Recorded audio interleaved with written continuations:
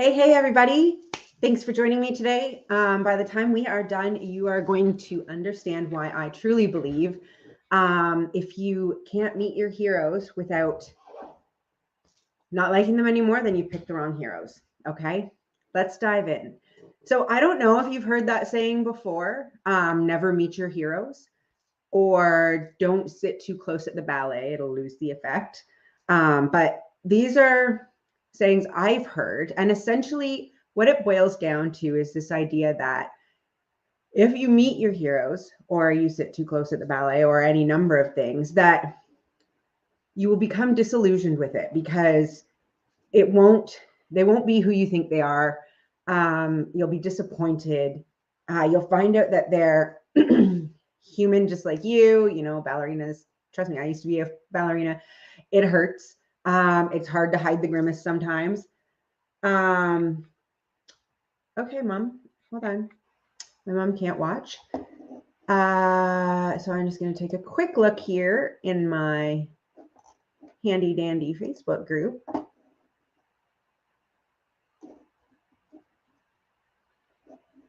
Okay. Sorry, Mom. You're going to have to catch it on the other side, I guess. But okay, so I love you, Mom.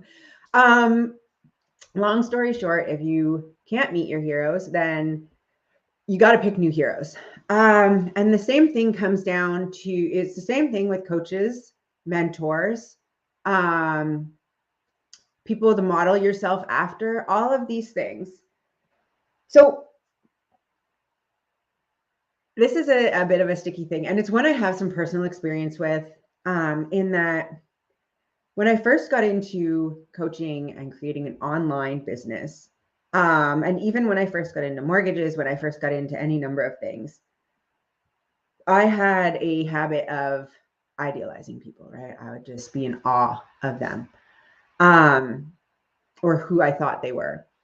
And then as they became more and more human to me, or as I got to know them better, I would lose that awe and become embittered because I'd be like, wow, you kind of suck.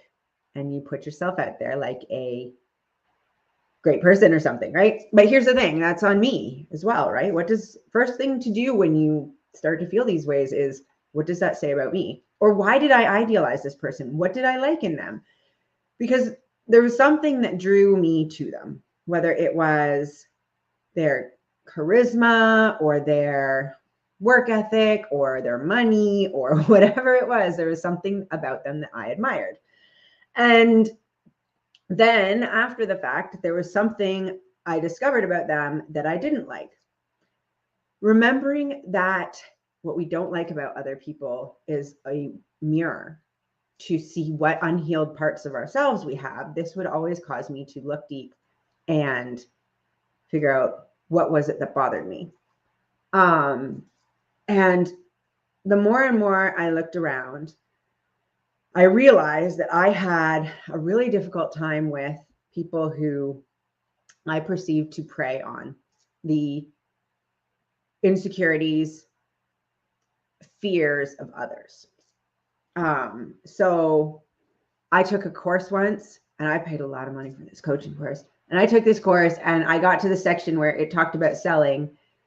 And when I read over the sales script, it made me feel gross on the inside because it made me feel like I was being asked to take people's fears and insecurities.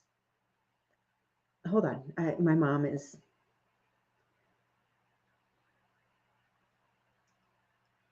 I'm on. So are you? It was asking me to take people's insecurities, amplify them, press on them until it hurt real bad, and then use that as a reason why they should spend money they weren't comfortable spending to work with me. And that didn't sit well with me. Hi. And the reason it didn't sit well with me is because that was the same technique they used to get me to part with my money to be in that program. And when I saw it laid out for me, not only was I repulsed by the idea of doing that to someone else because I knew how I was feeling after having spent that money and not be getting the results. But I couldn't imagine doing that to someone else. And then I couldn't reconcile the way they would also say, we don't care about money, but we have a no refund policy. Or how it was always my fault if I couldn't make their systems work. And so I had to look though at myself, like, yeah, okay, I didn't agree with how they did things. But what really, really bothered me, I think the most about it, was that at the time I was so desperate to find something that worked that I was willing to look past all the red flags in the sales system and get all the way through it, only to be shown on paper in a video right in front of me exactly what I didn't like. And that's the challenge with having heroes or looking up to people, is that we put on blinders oftentimes where we don't see the red flags and the realness of them, right? The realness of people, because it's there, but we don't want to see it. And then when we meet them and they're not perfect, we're disappointed. So one thing to keep in mind is that when you find yourself idealizing someone or thinking that they are the magic that is going to change your life, look inside and ask yourself, why am I looking for someone else to do that for me? Why am I giving away my power? Why don't I think I can change my own life? Right? Because that's what we're doing. We're saying, I need you to change my life. I can't do it myself. We're giving away our power.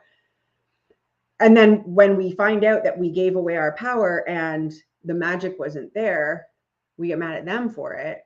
We get mad at ourselves about it. And the shame and guilt cycle continues. Now, here's the thing. There are people out there that are worth hero status or worth being idealized. These are the people that don't tell you that they can fix your life. These are the people that show you their journey and bring you along for the ride and let you know from day one just how human they are and what struggles they're overcoming, and show you how they're doing it so you can do it too. Not the ones that are like, look at me standing beside my Lamborghini. Here's a picture of me a year ago when I was broke, sleeping on the streets and had no money. Buy my program because you can have a Lamborghini too. Not those ones, right? That show you a picture of what they were, but didn't actually bring you along. There are people who really talk you through their journey. And there are a lot of them. That's the thing, is now more and more we are seeing on social media, people getting real, people not being perfect, people showing their authenticity and their realness and their struggles and their triumphs. And it's all coming together in a messy, imperfect, beautiful, necessary message where we can look and say, oh, you're a little bit like me. Maybe I can do it too, right? And when you pick those kinds of heroes or mentors or coaches or people to admire, the people who let you know that they're having a shit day, or that, like me, they spent 3 hours crying yesterday feeling like a failure, because guess what? That's just part of the entrepreneurial journey. But when you find people that share that real stuff with you and they don't ever try to be anything other than human, and they're just showing you the tools and techniques and things that they have discovered that are helping them on their journey, and they have the courage to stay on the journey and the courage to show up, good, bad, or indifferent, then you get to see real people, relate to real people, and they're worth admiring, right? Because they're in there, they're in the trenches, they're the men and women in the arena, marred in sweat and blood, doing the work. And they show us that it's possible, right? So I guess where I'm going with this is that not only are there people out there worth admiring, there absolutely are. They're not going to be the shiniest people you've ever seen, right? They're going to be real, just like you. There's no superpowers. There's no genetic anomalies. They're just real people doing real people things, bringing you along with them and supporting you on the way.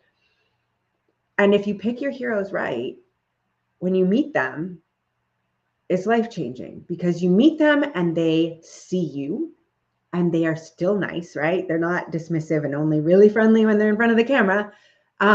They do care, and they don't care in a fake, I'm trying to sell you something, so I'm going to pretend I give a shit about your struggles care. They see you, and you can feel that when they see you. Wonderful. Yay. You can feel when they're really listening because they really care, right? And the contrast is so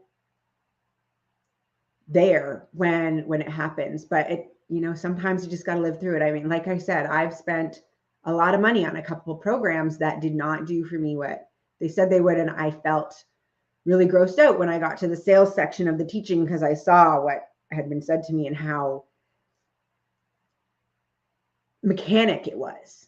Oh, they're upset about this. Make them feel bad. It was like, make it hurt, really hurt. Show them you're the only. And I was like, fuck, man, that's gross. But at the same time, I have met people that wanted nothing from me and shared encouragement, right? I mean, as many of you probably saw, I had the pleasure of meeting the ever fabulous Gabby Bernstein and Lewis Howes on the weekend. Now, 5 years ago, I set an intention and I said, I want to become the kind of person that people like that hang out with, or that hangs out with people like that. At the time, I said Gabby Bernstein, Lewis Howes, and Jay Shetty. So if anyone knows Jay Shetty, let him know. He is getting in the way of my realization by not being there that weekend. And if you'd like to reach out and get to know me, I would be grateful. In all seriousness, though, I met these two people and they were real, right? They were real people. They were kind. They asked questions. They laughed, cried, shared feelings, all of that stuff. And you could feel the realness. It wasn't made up. I mean,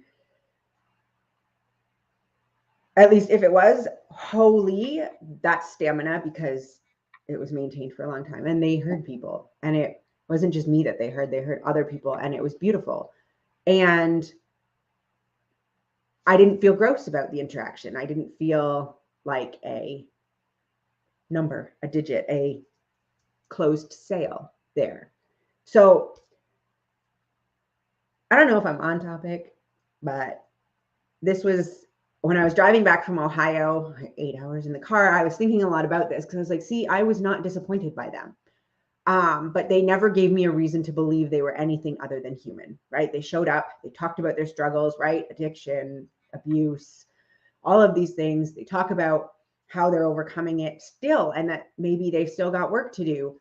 And so I wasn't disappointed. And then there are other people where I see them on their videos or on their Facebook lives and stuff. And then I see how they treat their customers.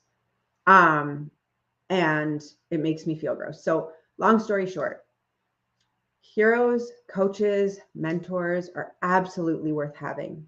Okay.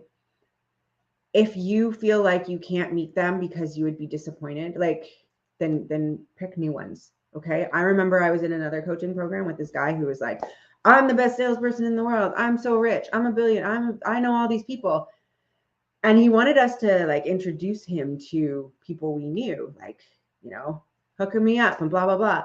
And I remember being like, oh, I could introduce you to this one friend I have. He's very influential, makes money, great businessman, very smart, very kind, philanthropic.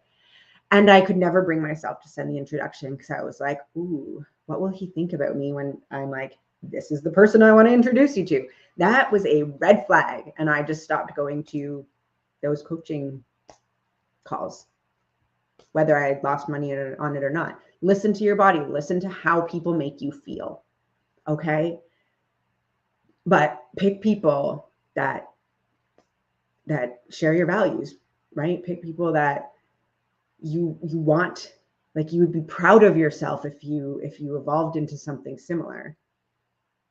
That you would be proud of your kids if they admired them, right? Don't just go for the money. Don't just go for, the fancy cars. go for values, go for core values. So that's been living inside of me for probably 2 days. I really thank you all for coming by and listening. I have no idea if it's on topic or not, but I really hope it offered value to you. So please, drop a comment. Love to hear from you. We're wrapping up recruitment for Mom Magic first edition of the series, Mompreneurs. If you want to be a part, please let me know because we've only got a few spots left.